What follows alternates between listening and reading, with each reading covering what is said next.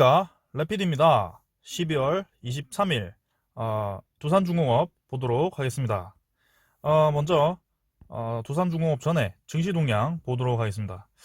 코스피 오늘 하락을 또 하다가 21선을 딛고 양봉으로 마감을 했습니다. 역시 증시가 하방 경직성이다. 네, 하방으로 내려가려고 하지 않는다라는 것입니다. 그래서 꼬리를 달고 심지어 1% 정도 상승을 하면서 네, 증시가 아주 강한 모습을 보였고요. 기관과 외국인이 다시 매수를 하면서 다시 증시가 상승으로 전환될 수 있다라는 것을 보여줬습니다. 그래서 뭐 여느 때와 같이 이렇게 음봉을 길게 중간중간에 주는 것처럼 다시 네, 상승 계속할 수 있을 것 같은 그런 네, 양봉이 나왔습니다. 그래서 내일 어떻게 진행이 될지, 그리고 차주에 12월을 어떻게 마무리할지 한번 보도록 하겠습니다. 그 다음은 코스닥입니다. 코스닥이 지금 잘 올라가다가 제동이 걸렸어요. 지금 오늘 장을 좀 보신 분들은 아시겠지만 계속해서 바이오주와 진단키트 이런 바이오 제약 관련주들이 약세를 보이면서 특히 코스닥이 많이 내렸습니다. 기관이 매물을 많이 던지는 것 같고요. 외국인은 그래도 꾸준히 매수를 하긴 하지만 지수 방어를 위해서 매수를 하는 것이 아니라 떨어지면 계속 그냥 받쳐서 그냥 사는 식으로 하기 때문에 지수는 계속 떨어진 것 같습니다. 특히 오늘 뭐 대웅제약, 대웅 이런 거, 그 다음에 뭐 뭐죠? 신풍제약, 진원생명과학 이런 게 많이 내려가지고요. 코스닥이 또 한 번 위기를 맞이했나? 이런 생각이 듭니다. 근데 어, 이렇게 한 번씩 크게 잘 내리고 잘 딛고 올라갔었기 때문에 조금 더 봐야 될 것 같아요. 21선이 무너진다면 조금 좋지 않은 모습으로 갈 수 있을 것 같습니다. 지금 코스닥은 한번 내리면 이런 식으로 많이 내리기 때문에 조금 보수적으로 접근하는 게 좋지 않겠나라는 생각입니다. 일단 21선을 받치고 이렇게 깨버린다면, 네, 내일 뭐 깨버리는 음봉이 나온다면 당분간은 코스닥은 약세를 보일 것 같습니다. 지금 바이오 산업에서 다시 반도체, 뭐 이런 디스플레이, 그리고 전기차 산업으로 다시 기술주 위주로 이동을 하는 추세이기 때문에 코스닥이 어떻게 흘러갈지 일단 보도록 하겠습니다. 빈메모리와 뭐 5G, 그다음 뭐 이런 기술주들도 많이 코스닥에 포함이 돼 있지만 워낙 이 지수가 바이오 산업이 급하게 상승하면서 이루어진 지수이기 때문에 코스닥이 지금 상대적으로 내리고 있는 모습입니다. 일단 외국인이 계속 매수를 하고 있으니까요. 한번 지켜보겠습니다. 시황은 여기까지 보고 네, 두산중공업 보도록 하겠습니다. 참 오늘 상승을 좀 해서 반등을 하는가 싶더니 계속해서 중반 이후에 꾸준히 매물을 던지는 세력이 있었습니다. 그게 이제 삼성증권이었는데요. 이렇게 증권사를 번갈아 가면서 그냥 하루씩 계속 매도를 던지네요. 일단 내일 24일 드디어 신주 상장이 되는데요. 그 전에 미리 뭐 권리 공매도 이런 걸 치는 건지 뭐 알 수가 없습니다. 한번 보겠습니다. 지금 어떻게 매매를 해왔는지 한번 보겠습니다. 두산중공업 거래량을 좀 보면 삼성증권 거의 뭐 2시부터 계속 만주씩 이렇게 계속 더 집어 던졌어요. 2만주, 4만주, 8만주 그냥 찍어 눌리려고 집어 던져놨습니다. 근데 웃긴 거는 투자자를 보니까 외국인은 38만 주나 매수했고 개인만 팔고 기관은 또 매수를 했습니다. 이게 무슨 상황이죠? 네, 개인이 뭐 이렇게 삼성증권을 통해서 만주, 2만주씩 1분, 2분, 3분마다 이렇게 던지겠습니까? 지금 이 거래원이 뭔가 지금 개인을 가장한 뭐 그런 건지 알 수는 없습니다. 근데 뭐 결론은 지금 그들만의 리그가 시작되었어요. 지금 뭐 주가를 농락을 하고 있는 것 같아요. 그래서 뭐 크게 신경 쓰지 않고 진행을 하면 될 것 같고요. 일단 저희가 볼 것은 연기금이 네, 서서히 매수세로 돌아서고 있습니다. 그래서 긍정적으로 보고 있고요. 그 다음에 외국인도 3일 연속 순매수를 하면서 어, 오히려 신주 상장 전에 매수를 하는 모습이 보이기 때문에 괜찮아 보입니다. 지금 두산중공업이 내릴 만큼 내렸다고 생각을 하거든요. 네. 거의 뭐 17,700원에서 13,000원이면 진짜 25% 정도 하락을 했기 때문에 주봉을 네, 60주봉을 좀 받치면서 상승을 해야 하는데 오늘 이제 13,500원 이상 올라가서 주봉을 좀 지켜주겠구나라는 생각을 했었습니다. 근데 아쉽게도 삼성증권을 통한 매물을 이기지 못하고 떨어지긴 했는데요. 일단 호가창을 보니까 계속해서 뭐 매수를 받치는 게 아니고요. 내리면 다시 조금씩 사는 그런 식으로 매수를 했기 때문에 크게 주가 방어를 위한 매수를 하지 않고 주가를 내리면 그때 싼 가격에 가져가는 뭐 그런 매수가 보였습니다. 결국에는 외국인과 연기금이 계속 이제 사는 걸로 보이기 때문에 긍정적으로 보이고요. 내일 뭐 신주 상장 한다고 해서 주가가 많이 내릴 거라고 생각하지 않습니다. 저는. 그래서 이전에 많이 하락을 했기 때문에 오히려 신주 상장 이후에 상승할 수 있다라고 생각이 되고요. 어제 뭐 대차장고가 좀 많이 늘었습니다. 두산중공업 수급을 좀 보면요. 대차장고가 갑자기 이렇게 확 늘었죠. 근데 이거를 보고 뭐 공매도를 하기 위해서 아주 대차장고를 많이 끌어왔다. 아니면 권리 공매도를 칠 수 있는 날이어서 어, 많이 끌어왔다 이렇게 생각을 하실 수도 있습니다. 근데 물론 그게 맞을 수도 있어요. 근데 저는 저번에 한번 설명을 드린 적이 있거든요. 두산중공업의 공매도와 대차장고에 대해서 설명을 드린 적이 있습니다. 혹시 못 보신 분들을 위해서 간단하게 좀 설명을 드리겠어요. 일단 대차장고 급증 이력이 이전에도 두산중공업에서 있었습니다. 그래서 그 급증 이력이 하필 같은 12월, 작년 12월에 있었고요. 12월 12일부터 16일까지 거의 1700만 주에서 2800만 주까지 상승을 하게 됩니다. 거의 1100만 주가 대차장고가 상승을 했는데요. 그럼 이 대차장고가 공매도에 쓰였냐? 꼭 그런 건 아닙니다. 지금 공매도 잔고를 보시면 뭐 조금 늘어나긴 했지만 뭐 1000만 주 이렇게 대차장고가 늘어난 거에 비해서는 공매도 잔고가 그렇게 많이 늘진 않았고요. 그 다음에 그때 대차장고가 늘었을 때 주가를 좀 살펴보면 12월 12일에서 16일은 오히려 12월 12일에 주가가 상승을 하였고요. 그 다음날에 좀 내리긴 했지만 뭐 왔다 갔다 하면서 거의 뭐 횡보하다가 네 결국에는 상승을 했었습니다. 그래서 뭐 그 이후에 대차장고가 늘어난 이후에도 주가는 계속 상승을 했었고요. 그 다음에 좀 하락은 했지만 뭐 그런 상황이었어요. 그래서 크게 이 신경 쓸 필요가 없다고 생각합니다. 그래서 이전에 제가 기사도 인용을 하면서 얘기 드린 것이 12월에는 이 대차장고도 만기가 됩니다. 그래서 기업으로부터 뭐 잔고를 빌리거나 했으면 그걸 다시 갚아야 되거든요. 12월에 이제 만기가 되기 때문에. 그래서 뭐 그런 식으로 해서 좀 갚는 경우도 있고 뭐 해서 지금 대차장고가 급격하게 변할 수 있습니다. 그래서 충분히 공매도 이외에 그런 뭐 대차장고가 변할 수 있으니까요. 너무 거기에 집중하지 않으시길 바랍니다.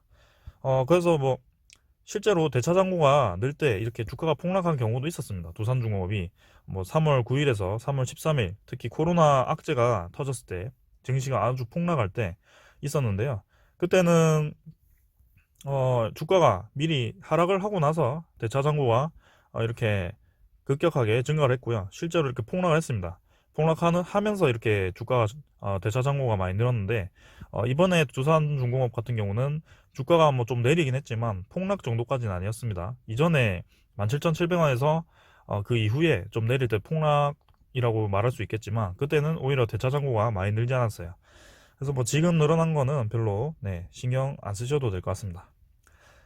그러고 제가 또 하나 말씀드리고 싶었던 게 있는데요. 이거는 이제 제가 따로 다루려고 좀 정리를 했었는데, MSCI가 이제 있죠. MSCI가 두산중공업이 이제 11월 30일에 이제 편입이 되면서 주가가 좀 변동이 있었는데요. 뭐 MSCI 이런 거 다 아신다고 보고 나중에 따로 영상에서 자세히 설명드리겠습니다. 그래서 MSCI 편입 종목이 두산중공업, 그리고 바이오, SK바이오팜, SK케미칼이 있었어요. 근데 재밌는 사실이 있습니다. 이 세 가지 종목이 모두 MSCI 편입 이후에, 리밸런싱 이후에 주가가 하락을 했다는 겁니다. 그래서 두산중공업은 뭐 유증 물량 때문에 미리 매도가 나와서 이렇게 주가가 하락했을 수도 있는데, 이건 이제 어제자 제가 종가를 가지고 온 거고요. SK바이오팜도 19만 2천원에서 17만원 10% 정도 하락했고 SK케미칼도 43만 9천원에서 38만 5천원으로 12% 하락했습니다.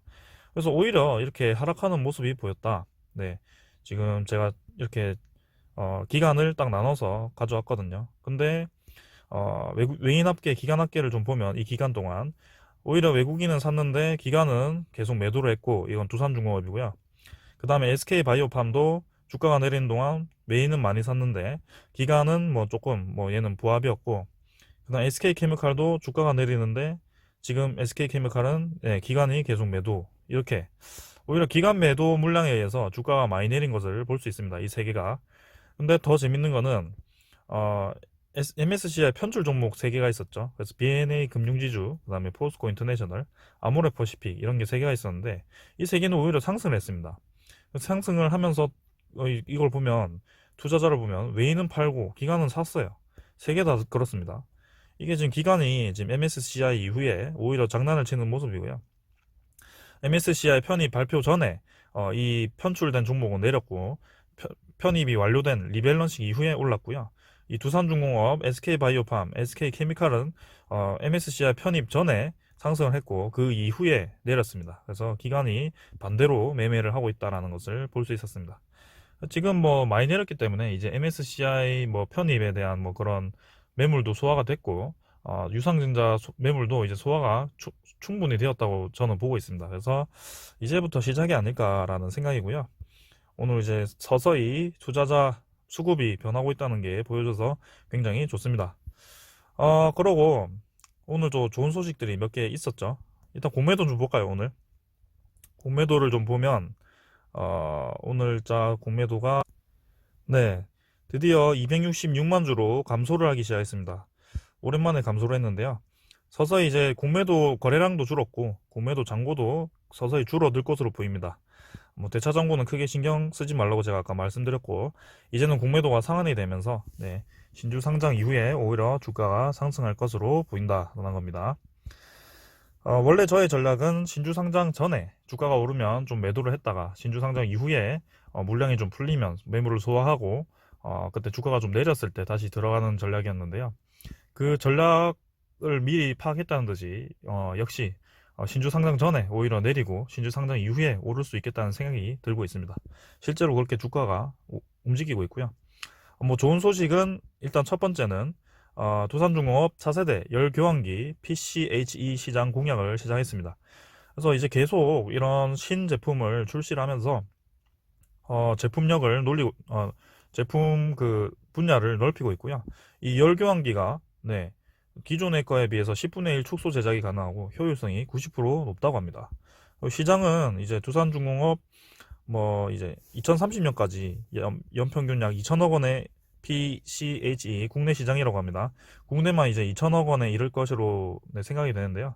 아직 뭐 가시화된 기술은 아닙니다. 사실 뭐 보시면 적용 분야가 LNG 선박, BOE, BOG 재핵하기, 뭐 FSRU 재기하기, 뭐 말이 너무 어렵네요.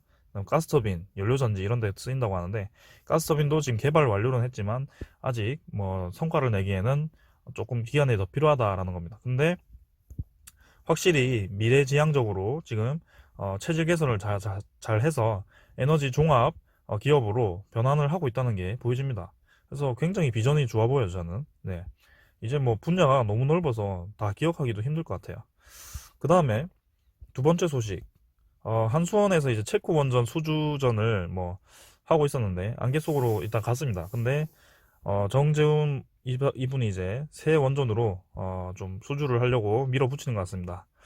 체코 원전 사업 입찰이 밀렸어요. 일단 체코 정치권 갈등으로 밀렸고 내년 1월로 연기되었습니다. 그래서 이거라도 좀 되면 확실히 이제 두산중공업 원전 사업도 살아나면서 좀 좋아질 거라고 예상이 되는데 일단 체코에서 러시아와 중국을 배제하는 거에 대해서 뭐 야당이 이제 반발을 하면서 이렇게 좀 대립을 하는 것 같습니다. 그래서 정치적으로 좀 이용을 하는 것 같고요. 지금 우리나라와 비슷하게 좀 그런 것 같습니다. 그래서 뭐 러시아와 중국이 제외가 되면 우리나라 네, 원전 기술이 워낙 뛰어나기 때문에 이 수주 가능성이 높아 보이는데요. 일단 어떻게 될지 한번 보겠습니다. 확실히 노력을 하고 있다니까 지금 이 규모는 8조 정도라고 합니다. 네, 2000시 규모가 8조 정도고 확실히 수주를 한다면 두산중공업 주가가 움직일 것 같네요. 네, 급하게 준비를 한다. 네, 여기 있네요. 두코바니 지역에 1200메가와트급 총 차입비가 8조 원 규모. 그래서 꽤 큽니다. 한 기인데. 네, 좀 수주하길 바라겠습니다. 그 다음에 세 번째 좋은 소식. 드디어 두산인프라코어가 현대중공업 품으로 확실하게 가는 것 같습니다. 지금 이제 최종 협상자가 정해지고 나서 큰 소식이 없었는데요. 지금 이제 두산인프라코아가 오늘 현대중공업지주와 KD 인베스트먼트 컨소시엄과 구속력 있는 양해각서 MOU를 체결했다고 밝혔습니다. 그래서 매각가액은 8천억 원에서 1조 원 사이로 거론이 되었고요. 종결 시한은 매매 체결일로부터 4개월 이내입니다. 일단 MOU를 체결했기 때문에 거의 확실시 되고요. 이제 3조 자구안이 확실해졌다라고 보여집니다. 그래서 두산중공업이 체질 개선도 하고 있고 지금 이제 재무 큰 부를 껐기 때문에 두산건설도 살아나고 있고 두산퓨얼셀은 점점 잘 나가고 있고 이제는 유상증자 매물도 소화됐고 주가가 오를 일만 남았습니다. 뭐 최근에 계속 주가가 하락하는 모습이 보여서 좀 짜증나신 주주분들도 많을 것 같습니다. 근데 뭐 하루하루 주가 움직이는 거에 너무 연연하지 마시고요. 뭐 주가가 오르든 내리든 뭐 맞추는 게 중요한 게 아닙니다. 그냥 흐름을 보는 게 중요한 것 같고요. 뭐 대차 잔고가 늘고 공매도 잔고가 늘고 해도 그 잔고가 늘음으로 인해서 내리는 거는 한순간 뿐입니다. 그래서 뭐 어찌됐든 저희 목표가는 뭐 2만원 3만원 이상이죠. 그래서 꾸준히 한번 저도 길게 투자를 해보려고 생각을 하고 있고요. 두산중공업 충분히 그 가치가 있다고 보고 있습니다. 지금은 이제 바이오 섹터에서 전기차 이렇게 오늘 이동을 했는데요. 반도체도 이동을 했고요. 이제 에너지 이쪽이 다시 건드려지지 않을까라는 생각입니다. 그간 이제 풍력 에너지 섹터가 좀 오를 때 두산중공업이 계속 내리기만 했는데 그 확실히 좀 신주 상장 이후에는 이제 더 이상의 악재는 없기 때문에 호재밖에 없기 때문에 좀 이제 물량이 어느 정도 나오고 나면 충분히 급하게 급등할 수 있는 그런 기업인 것 같습니다. 한번 기대해 보겠습니다. 두산중공업 화이팅입니다. 감사합니다. 도움이 되셨다면 구독과 좋아요 부탁드릴게요. 홀리